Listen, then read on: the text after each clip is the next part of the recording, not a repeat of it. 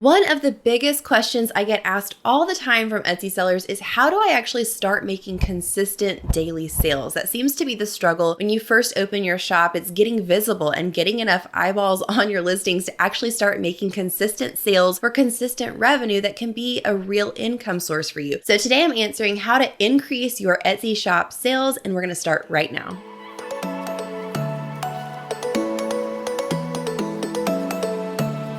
Welcome back to the channel, friends. So glad you're here. If this is our first time meeting, I'm Kate. I'm a wife, mama to 3 precious kiddos, Etsy seller, and business coach. And I have this channel to help you start and scale your own online business so that you can make a full-time income doing what you love. Today, we're talking all about increasing Etsy sales. So if you're excited, give a little love tap on that subscribe button and let's get started. I'm super excited to dive into these 3 tactics today. But first, I want to let you know about a free class I have available for you. It's an Etsy success training class. It's a free 60-minute training that I'll have linked in the description box below, but you can go to that training if you're serious about starting and growing a successful Etsy shop that actually brings in real revenue for a full-time income. Then this training is going to be super valuable to you. So to sign up for the training, you can go to etsymasterclass.com and learn my signature method, which are my 5 pillars for Etsy success and the 5 pillars that took my shop to the top 1% of Etsy sellers. Okay, so let's go ahead and dive into step number 1 that is going to help you take your shop to consistent daily Etsy sales. Step number 1 is to offer a product that is both trending and has a unique selling point. Now, the two of these together may kind of seem like they're not possible to exist together. They're opposites, right? Trending means everyone's doing it. It's super popular on the platform right now, but a unique selling point means that you have a product that has something that's different about it and unique about it from the other sellers. It almost seems like it would be impossible to have a product that incorporates both, but trust me, friend, there is a way to come up with a product that has both trending elements and a unique selling point, and the combination of the two is what really creates bestseller potential. So what I mean is this: you're going to first do a search on Etsy within your niche to try to go ahead and identify some themes or styles within your product type that are currently trending. So for instance, if I was in the wood sign niche and I sold wood signs on Etsy, I might go on Etsy and do a simple search for fall wood sign. Side note here, it's always great to think about upcoming seasons and holidays to get more specific with your product type. So if I do a search on Etsy for fall wood sign, I'm going to take note on the first and second pages of the search results because those are the listings that are selling consistently and doing really well. That's why they're on the first and second page. I'm going to look for different trending elements that I'm seeing repeated over and over again in these best-selling listings. Could be color scheme, could be font, could be certain patterns or materials. But as I'm looking through these fall wood sign listings on the first page of the search results, I'm noticing several of these circular signs that have cute little fall sayings on them. A lot of these circular signs are bestsellers and popular now, so I'm going to take note of that, and maybe I would want to offer something in a similar shape. But then step number 2 to this process is also looking at those same listings and asking myself, what are these listings and these products that are bestsellers missing that I can incorporate that I know is trending, and I could make that my unique selling point so I could differentiate my own circular fall sign from the ones that are already selling. So continuing with our example here, as I'm looking at these circular fall signs, I'm noticing there's not really any with that popular emerald green color that is so trendy right now. And I'm also noticing that there's a lot of ribbon used, but I don't see any of that really trendy velvet material that's super popular right now as well. So what if I were to offer a fall circular wood sign that incorporates some emerald green velvet ribbon that would separate it from a lot of these other types of colors in ribbons that I'm seeing currently? That would give me a product that is research-based because I've researched and I know that the circular shape is popular for fall wood signs, but would also give me an element of that product that's going to set me apart because I don't see anyone else offering that specific style element. Okay, time for step number 2, but first, if you're getting value out of this video, would you give it a like and consider subscribing to the channel? We release new videos for entrepreneurs every single week. All right, step number 2 to make daily Etsy sales is use smart SEO. This is continuing with our theme of being researched and data-based, not just guessing and throwing shots in the dark, right? We want to really do our due diligence to research products, research trends, and research SEO, which is search engine optimization. So search engine optimization, or SEO, may sound like a really intimidating topic, and people can make it very complicated, but it really does not have to be. When you're selling on Etsy specifically, all you really need to know and think about with SEO is that you're plugging in highly searched keyword phrases. Those are phrases that people are already searching for on the platform into strategic places within your your listing when you create your listing. There are 5 areas of your listing that affect SEO directly on Etsy. That would be your title, your tags, your description, your categories, and your attributes. You'll get more familiar with those sections as you get used to creating your listings on Etsy. The categories and attributes section are just drop-down options, so you can't manually input any words or phrases into those sections. So for SEO purposes, specifically when we're talking about keywords, we're thinking mainly of your title of your listing, the tags section, which gives you 13 tags that you can add words or phrases to tell Etsy this listing is for this type of product. And then also your description, which is open. You can type anything you want in your product description. And so you're going to be plugging in those same keywords within your description as well. The key here is to do research to find highly searched keyword phrases within your niche that actually accurately describe your product. And then you're going to plug those keywords and phrases into those 3 sections of your listing, your title, your tags, and your description as much as possible, matching as closely as possible without keyword stuffing, right? In the description, we don't want to just put a list of these keywords. We want to be weaving these in conversationally within our really well-written, engaging product description. Okay, so that's all well and good, but the question then is, how do we find these highly searched keyword phrases, right? We said this is research-based, we're not just guessing, and thankfully there are tools out there to help Etsy sellers do this kind of research. The one that I use and the one I think is the best for Etsy keyword research is the sponsor of today's video, Sales Samurai. So many amazing things you can do on Sales Samurai, but one of my favorite is the keyword search tool. So if you come over here to the left and you click on search, this is where it'll take you and you can type in any keywords or phrases you're thinking of using in your SEO and search for those and get data on them. So as you see here, I've typed in front door sign just to see if this might be a good keyword phrase to use. So when you type in a phrase, it'll show you the Etsy search volume. So this is how many times a month that phrase is searched on Etsy. It'll also show you the Etsy click-through rate. This is the percentage that it's clicked on listings that use that phrase. It'll also show you the Etsy competition. So we can see here, this is really high competition, which is kind of hard to avoid sometimes in really saturated niches, but this is great data to compare the search volume to the competition and try to find a gap in the market that has high search volume for that phrase, but low competition if possible. It also gives you some Google data, but I want to show you right here where it says suggestions. This is a great area to get ideas for related things that you might not have thought of before. So these are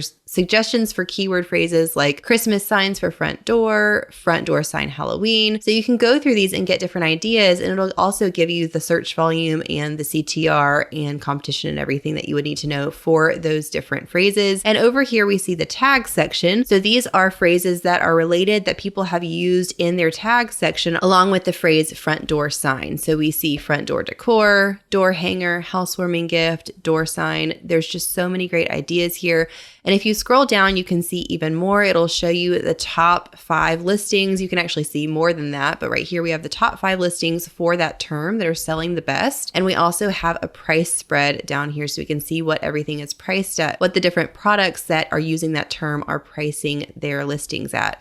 So I love this. If you go over here and you click on one of these top selling listings, you click on this little eye, you can get more information. It'll show you everything you need to know about that specific listing, and you can see why it's selling so well. So we can see what different terms they've used in their title: grandparents gift, personalized front door sign, grandparent sign, front door decor. And we can also see the different tags that they have used in this listing. So we can take inspiration to know what's working for this listing and what we could possibly use to work for us as well. I think Sales Samurai is an amazing tool for Etsy sellers. So if you want to try it out, you can try it out for free for 3 days. And then if you decide you want to stick with it and get on one of their plans to continue using it, you can use the code KATE20 with the link below, and that'll give you 20% off your order. So again, I want to thank Sales Samurai for sponsoring this portion of today's video. Make sure you check them out with the link below after watching this video. So let's talk about, beyond your keyword research, some additional SEO tips to really optimize your listings for visibility. First of all, you want to try to diversify the words you're using in your keyword phrases as much as possible to reach people that are searching for different but similar terms. An example of this might be if you're selling a mug, you might use the word mug in one keyword phrase, and then you might use the term coffee cup in the next one. If it's sort of like a teal color, you might use the word teal in one phrase phrase. So you have teal mug, and then you might use something similar but a little bit different, like aqua or turquoise. So then you might have aqua coffee cup. You're diversifying the terms that you're using while still making sure that everything that you're putting into your keyword phrases accurately describes your product. You also want to make sure that your title is clear and easy to read. You don't ever want it to be confusing because that's a surefire way for a shopper to just skip right over your listing. You want it to catch their attention and to be really clear. So if you're using multiple keyword phrases in your title, you want to make sure to separate them either by a comma or a line or a dash, something that really separates each phrase. That also helps the algorithm to know that these phrases are separate and helps it to correctly identify what product is being sold in this listing. Another great extra tip here is for your product description. You can use what I call a hook in the beginning of your description that basically is a really fun and descriptive couple of sentences to grab the buyer's attention right when they start reading your description and cause them to want to keep reading the whole thing. So if you're selling a personalized necklace, you wouldn't want to just jump in the beginning of your description to talking about that it's 12 inches long, like something that's a piece of information. They do need to know that, but start first with a really conversational, engaging hook. Paint a picture for them of why this product matters and what a difference this could make in their life. So going along with the personalized necklace example, you could say something that will really spark some emotion and get the buyer imagining who they might give this to, what kind of sentiment might be behind it, and why it would make such a great gift. Another extra tip with your SEO is to think about using long tail keywords as opposed to short tail. Long tail keywords are just a phrase with multiple words included as opposed to just using one word itself. So going back to our mug example, you probably wouldn't want to just use the word mug as one of your tags. You would want to be more specific and use a long tail keyword, including some more descriptors in there. So if it's a mug with a mom phrase, it might be mug for mom. Or if it's a mug for coffee addicts, it might be gift for coffee lovers. Think about how to be more specific and niche down with your keyword phrases. All right, moving on to tactic number 3, and that is to market for momentum. If you've been around my channel, you know how important I think marketing is. It's absolutely necessary to market your shop, especially in the beginning when you're first starting, you're just trying to get some traction. No one is going to know about your shop unless you put the word out there and share that it's there, right? So this is where smart marketing strategies come into play. Now, there are lots of different tactics and strategies with digital marketing, but there's one thing that you can get started on today that I think is really smart for any small business owner to tap into, and that is collaborations. So specifically, if you're an Etsy seller, I think 2 great ways to do this is to either reach out to influencers to collaborate with or to reach out to other sellers to collaborate with. And what I mean by collaboration is basically that you're just reaching out to other people to work with and partner with to do something interesting to build both of your audiences, to drive sales for both of you. You're essentially tapping into another person's audience and they're tapping into yours for a mutual win on both sides. The huge benefit of collaborating with others, like I just mentioned, is that they likely already have an audience built up. Even if it's not a huge audience, they likely have some people that they have in their circle of influence like you do. And so that you can partner with each other and not have to feel like you're starting from scratch, but tap into another person's audience that you know is already going to be interested in what you have to offer. So how do you actually make collaborations like this happen? Well, first you need to identify, I would say, several different people that you would like to work with, whether it be an influencer or a creator or another seller. Either way, you want to make sure the person that you're wanting to work with is within your same niche and related to what you sell. You wouldn't want to work with somebody just totally random because you want to make sure that their audience is going to be interested in what you have to offer. So you need to have a similar target audience. If you're looking for an influencer to collaborate with, you could do something like look on Instagram and look within your niche. So if you sell wood signs, you might look for influencers or creators that have home decor accounts to reach out to. The key here is you want to find micro influencers. So we're not reaching out to huge mega influencers with millions of followers. We're reaching out to micro influencers who have less than 30,000 followers. The reason for this is that micro influencers are still small enough to be willing to work with up and coming brands a lot of times, and their audiences tend to be more engaged than those huge mega accounts. Now, if you decide you'd rather work with another seller who's maybe also starting out and you can help each other, that's great. You just want to look for somebody that complements the product that you offer. You don't want to reach out to a direct competitor that's selling exactly the same thing as you, but find somebody that has a product that is similar and complements and would have a similar target audience. So going back to our wood sign example, if you sell wood signs for home decor, you might reach out to somebody that sells personalized cutting boards. They're both used in the home. They're both going to probably appeal to a similar target customer. Now, once you've identified several of these different potential partners, you want to go ahead and reach out to them either by email or direct message on social media. There's a lot of different ways that you can connect with them, but go ahead and reach out and pitch your idea to them. Figure out a few different ideas of things you'd be wanting to do and go ahead and lay out the proposal for them. You could be pitching anything from an account feature or a video integration to a joint giveaway that you would do together to offering a coupon code for their audience if they give you a shout out on their account. You could pitch a product feature on their account or an email newsletter push. It could even be something like a media feature like a podcast interview or a blog post. The main thing to think about when you're determining this is your goal for the campaign. So is your goal to drive sales straight to your shop, or is your goal to grow your social media following? Both can be helpful in their own right, but I'd say in the beginning, if you want to go ahead and try to drive some sales to your shop, that's going to help immediately start to rank your listings. As they get more sales, they'll start to organically appear higher and higher in the search results. So one key to remember here when you're pitching your idea to another seller or a brand is to think about presenting your idea in a way that helps them realize how this benefits their audience. You don't want to make it all about you, but you want to remember that this needs to be beneficial for them as well. So how does your product or your proposal fit in with what they're already doing with their content, and how can this benefit their audience as well? Now, once you've sent all your pitches and proposals to the people that you potentially be collaborating with, the next thing is when they start responding and saying they're interested, you want to agree and negotiate on specific terms of the campaign or the collaboration. So this is deciding together on things like publish date, when is this partnership going to go live, what platforms will it go live on, is it going to be on Instagram, stories, posts, reels, is it going to be a YouTube integration, is it going to be on a blog, and also decide on a specific CTA, which is a call to action that they're going to be posting and you'll be posting too if it's a joint venture for the audience to click through to whatever page you want to drive them to. So if you're trying to make sales, you would request for the influencer to post a call to action straight to your shop page or straight to specific listings that they could purchase. If you're just trying to grow your social following, then the CTA might be a call to follow you on Instagram or join your Facebook group. There are so many benefits to all of these. It really just comes down to what your specific goals are and what you can negotiate together. If you get really focused and specific about implementing these 3 tactics starting today, I know your sales are going to start to increase in your Etsy shop. Now, like I mentioned before, if you're wanting a more advanced deep dive into Etsy success and the 5 foundational pillars that I've used in my shop over the past 7 years to get it to earning a full-time income, then you can definitely click on the link below to access my free 60-minute Etsy training. I think that's going to be super helpful to grow your Etsy shop. Don't forget to try out Sales Samurai with that link below. And if you're interested to know the top 10 things that I wish I would have done differently, that I wish I would have known if I was starting over today from scratch, what I would have done from the very beginning, then you can click or tap on the square on the screen right now,